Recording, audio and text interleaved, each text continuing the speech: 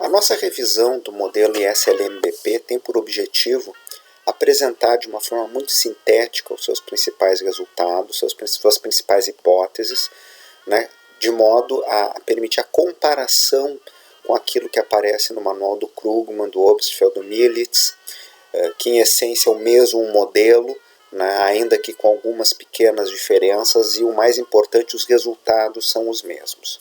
Já fizemos isso, né, tratamos de apresentar o modelo, mostrar suas características, alguns dos resultados de política econômica, introduzimos o setor externo do balanço de pagamentos, mostramos como funciona na ausência de livre mobilidade de capitais, na presença de livre mobilidade de capitais e a imperfeita mobilidade de capitais. Tendo estes marcos, as possibilidades de casos, de detalhes, né, essas possibilidades envolvem combinar cada um dos tipos de modelo institucional, com livre mobilidade, sem livre mobilidade e mobilidade imperfeita de capitais, o fato de ser uma pequena economia ou uma grande economia, e também a adoção do regime de câmbio fixo ou de regime de câmbio flutuante. Isso nos conduziria a múltiplos desses gradientes. Por exemplo, como é que funciona na ausência de livre mobilidade de capitais, quando se tem câmbio fixo ou quando se tem câmbio flutuante, quando se faz a política fiscal ou quando se faz a política monetária. A mesma coisa para o câmbio, para livre mobilidade de capitais, a mesma coisa para mobilidade imperfeita de capitais. Isso vocês podem obter em qualquer manual de macroeconomia, tendo as ferramentas básicas, é uma revisão. No que concerne a este momento, trata-se de novo de aproximar daquilo que o Krugman e o Obstfeld fazem.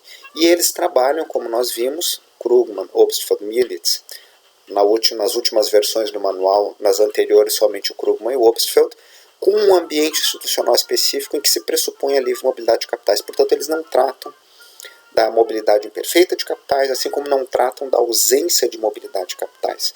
Eles trabalham no âmbito da globalização financeira, o câmbio funcionando, né, num reflexo, pelo menos no curto prazo, com o comportamento, né, dos demais ativos financeiros.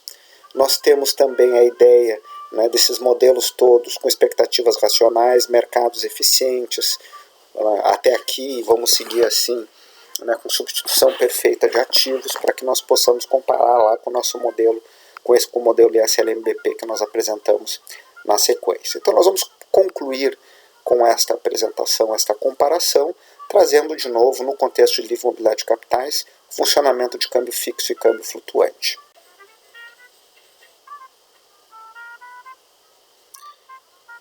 Tal qual nós vimos anteriormente, com câmbio fixo a política monetária perde funcionamento, perde eficiência.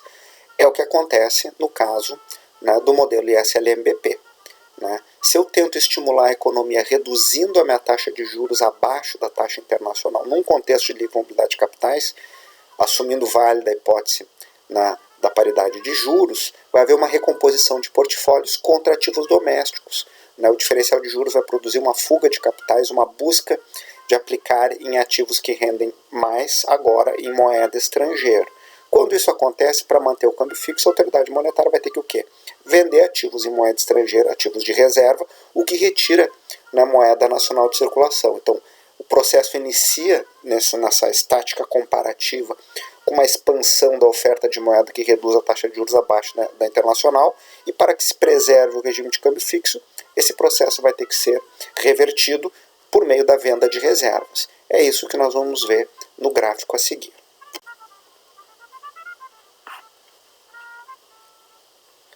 A característica do regime de livre mobilidade, desse regime institucional de livre mobilidade de capitais, é que a balanço de pagamentos para essa pequena economia aberta no plano juros-renda bidimensional do modelo ISLMBP, a curva BP é totalmente horizontal. Vale dizer que pequenas mudanças na taxa de juros para além ou aquém da taxa internacional e estrela, né, que é a taxa de juros nominal na anotação que nós estamos utilizando aqui, ou gera uma fuga de capitais, né, com déficit no balanço de pagamentos, ou gera um excesso de absorção de capitais com superávit no balanço de pagamentos.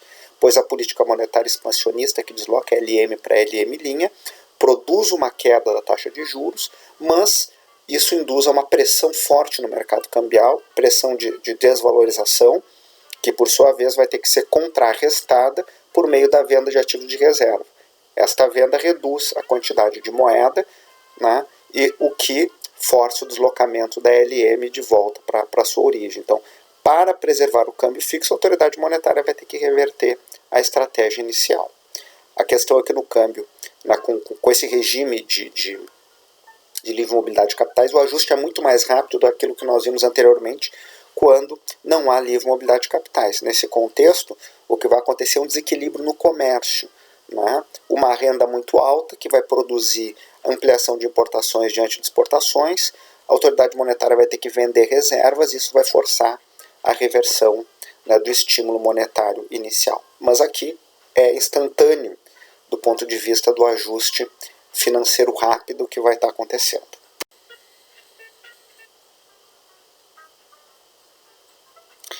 Nós vimos e tínhamos também no modelo ADD observado que com câmbio fixo a política fiscal, no contexto de livre mobilidade de capitais, gera, né, tem um efeito super expansionista. Né?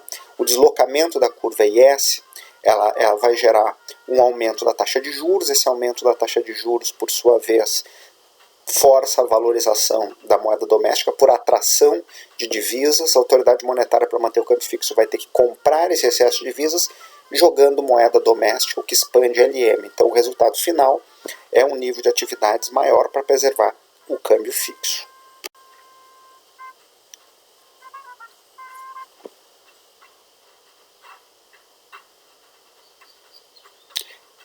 Expresso graficamente, nós vemos aqui que o deslocamento da curva IS para IS' jogaria a taxa de juros para um nível de taxa de juros acima da internacional. O ajuste no câmbio flutuante poderia se dar por mudança de preço. Aqui não.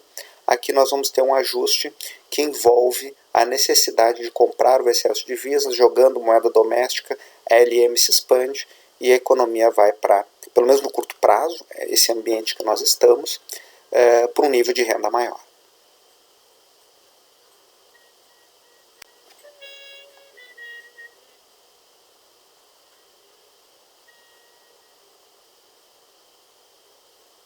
Importante lembrar que numa economia pequena com livre mobilidade de capitais, que é o universo do modelo Mandel-Fleming, né, eu posso fazer ajustes diante do dilema da trindade impossível, a dificuldade de combinar câmbio fixo, né, autonomia da política monetária e a livre mobilidade de capitais, por meio de diversas combinações, como a imposição de controle de capitais, a adoção de regime de câmbio flutuante, assumindo aqui que eu quero ter autonomia de política, algum grau de autonomia para a política monetária.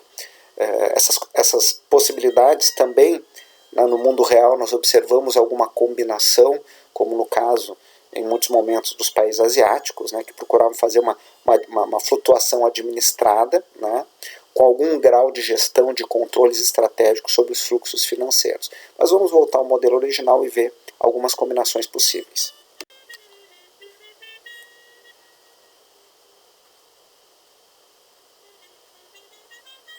Então, o caso de uma política fiscal expansionista agora com câmbio flexível, seguindo no ambiente da livre mobilidade de capitais, nós vamos ter um deslocamento da curva IS para a direita, como nós vimos até aqui. Isso eleva a renda e, como nós estamos no universo ceteris paribus, há um aumento da demanda por moeda, que por sua vez eleva a taxa de juros. Isso gera uma entrada de capitais, o que tende a produzir um movimento de apreciação, né? Está escrito aí valorização por hábito, mas no câmbio flutuante falaríamos de apreciação da moeda doméstica.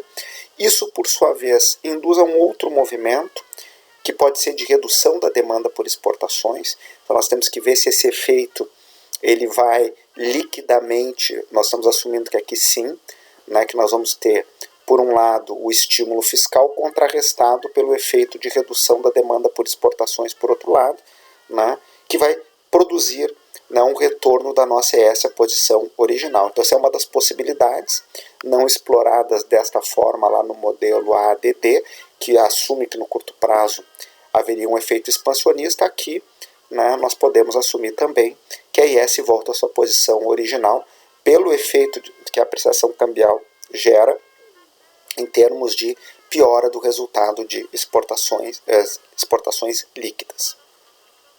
Nesse caso, né, a política fiscal poderia não ter efeito, né, mesmo no curto prazo, num contexto de livre mobilidade de capitais, pelos ajustes do setor externo. Né, nós temos que assumir uma política fiscal muito intensa diante dos ajustes de quantidade e de preços do setor externo.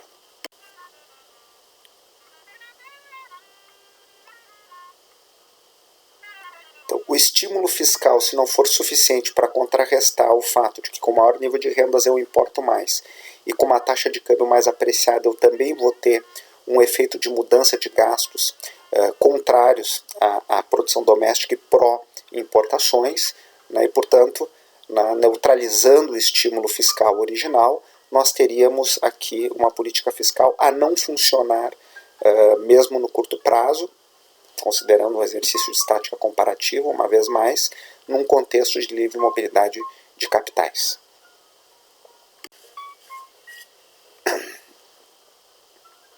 Por outro lado, a política monetária geraria o efeito de queda de juros domésticos a estimular o nível de atividades, né, com efeito positivo sobre a absorção doméstica. No modelo SLM isso capturaria pela taxa de juros, a depender também da elasticidade de juros, não é do investimento. E no fronte externo, a depreciação cambial gera um estímulo positivo em termos de exportações líquidas. Nesse caso, a política monetária teria este efeito aí expansionista, alguns poderiam denominar de super expansionista.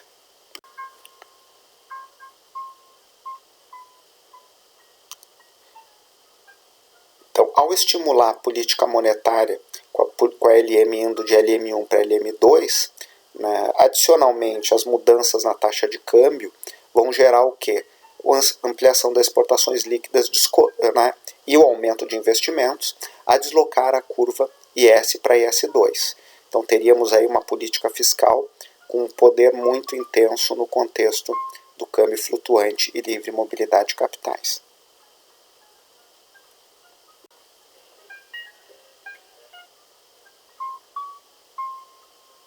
Então, como um balanço final, aquilo que nós nos propusemos nesse resgate do modelo SLM, que está nos manuais, nós recomendamos tanto o Blanchard, quanto principalmente alguns dos gráficos aqui estão inspirados lá no manual da USP. Né? Lembramos que as notações podem mudar, o que é a taxa de juros nominal, e aparece com I minúsculo em algumas notações, ou com R minúsculo ou R maiúsculo. Agora, preservadas essas eventuais diferenças de notações, os modelos são basicamente os mesmos. Então, como síntese, o modelo ADD-XX e o modelo SLMBP são, no fundo, versões diferentes de um mesmo modelo geral de macro aberta, né, em que os pressupostos lá da tradição Mundell-Fleming estão colocados. Os resultados são absolutamente convergentes, né, tanto no curto prazo quanto no longo prazo. Há vários pressupostos em comum, né? A possibilidade de arbitragem em condições concorrenciais, a rigidez de preço no curto prazo, flexibilidade no longo prazo, o fato de que no longo prazo a moeda é neutra sobre as variáveis reais, são alguns exemplos, a formulação de expectativas, né, a adaptação desse modelo para expectativas racionais a partir dos anos 70, é algo que é o que está nos nossos manuais de macroeconomia até hoje. Eventualmente, a forma de modelar distinta pode gerar mecanismos de transmissão que na margem são diferentes. Então, tomemos o caso da taxa de juros, né? se explicitamente ela no modelo afeta investimentos ou não. Então, isso cria um canal de transmissão por meio do qual a política monetária pode afetar o nível de atividades ao mexer na taxa de juros e, por conta disso, afetar investimentos, o que também depende da elasticidade de juros no investimento. No caso do modelo ADD-XX, não se modela desta forma. Vale dizer, a taxa de juros não afeta investimentos, o investimento é estritamente autônomo. No caso do modelo SLMBP, sim, está modelado. Também nós vimos que o modelo SLMBP permite uma variedade enorme de modelos institucionais com ou sem livre mobilidade de capitais, com mobilidade imperfeita de capitais. Nós podemos tratar aqueles casos extremos, o caso clássico, o caso keynesiano, de armadilha de liquidez.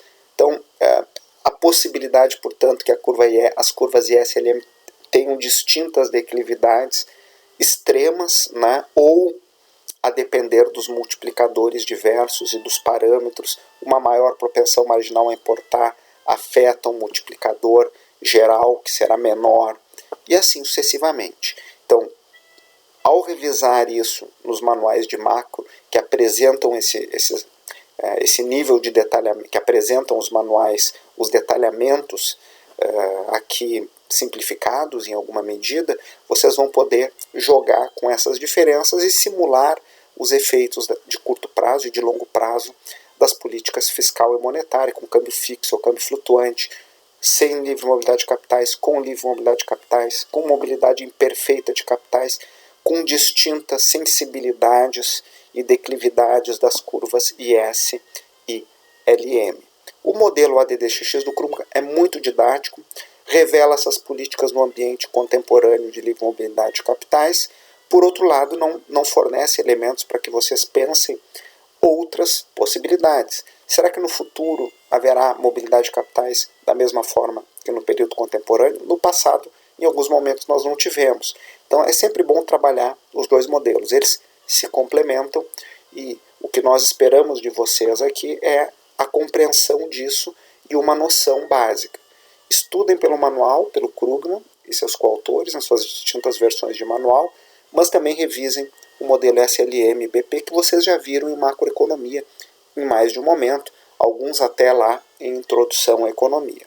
Com isso, vocês têm os elementos aqui completos, né, do nosso ponto 5 do programa e podem avançar na perspectiva histórica de observar concretamente essas políticas, né, na evolução do sistema monetário e financeiro internacional, o que nós vamos ver no próximo tópico da disciplina, no tópico 6.